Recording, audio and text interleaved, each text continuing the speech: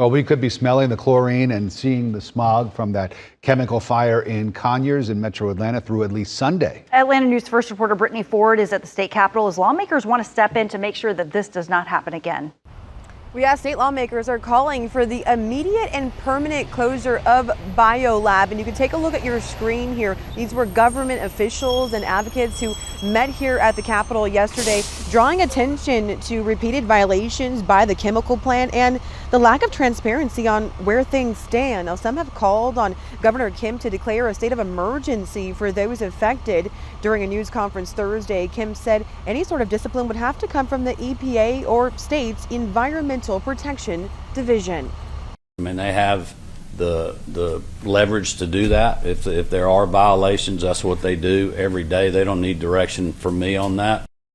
The shelter-in-place order in Rockdale County expired at 7 a.m. this morning. The school district also said that they will be heading back to class next week, but will be virtual until Wednesday. At the Georgia State Capitol, Brittany Ford, Atlanta News First.